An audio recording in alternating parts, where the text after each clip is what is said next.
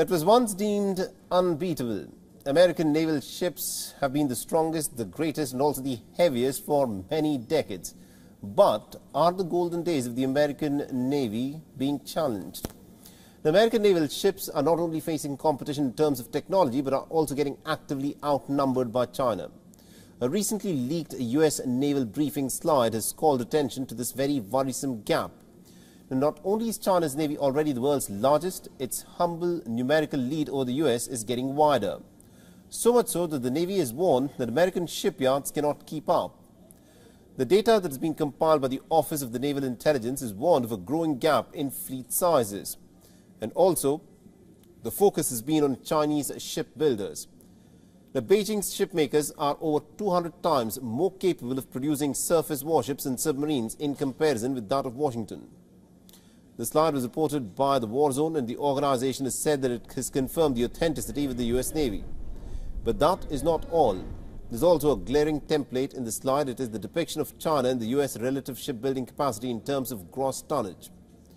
The graphic further shows that China's shipyards have a capacity of about 23 million tons, while the US lags behind at 100,000 tons. The US shipbuilding capacity has been declining for a few decades now. It has shrunk steadily since the end of the Cold War. Now, for years, the US Navy has been raising alarm over the widening gap in shipbuilding capacity as well as the size of the fleet. What makes things worse is the Taiwan factor. US officials have maintained that China can in fact take an action on Taiwan by as early as 2027. And a naval war is what could unfold in case the Chinese decide to move on Taiwan. The US Naval Secretary Carlos del Toro has said that China has got 13 shipyards. In some cases, their shipyards have more capacity. One shipyard has more capacity than all of the American shipyards combined, and that presents a real threat.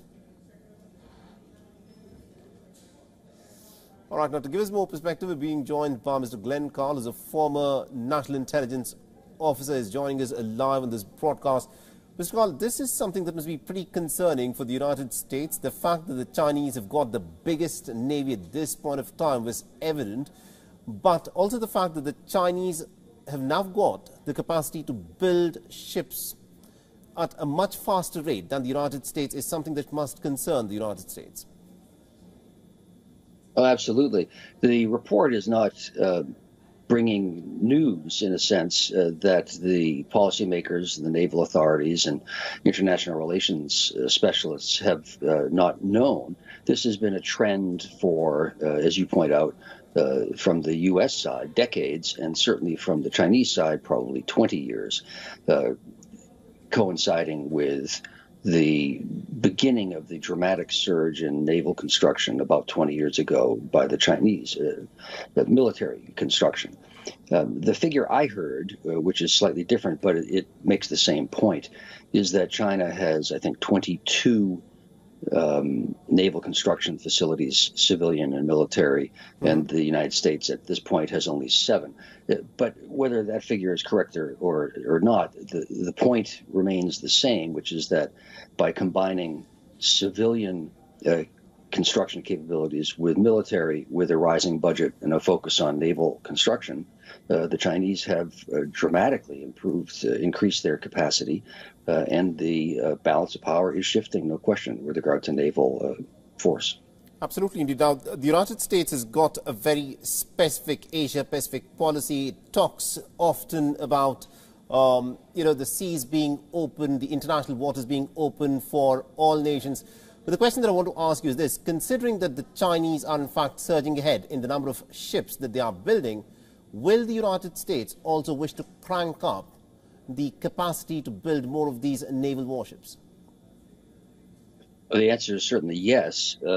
There have been alarms sounded for years on this specific problem, but it always comes down to money. And to do that, the United States would need to make a number of fundamental changes. In one sense, the simplest, at least for us to understand, is simply increasing the military budget to pay for the construction of more ships. But more fundamentally, it's investing long-term in naval construction so that the private sector, which is the essential in the United States economic situation, can increase lastingly its productive limits or capabilities. And that requires some structural changes in how defense budgets are done, what they are, and our long-term planning. It's in the works. There is movement to increase the productive capability, but it could be insufficient at present.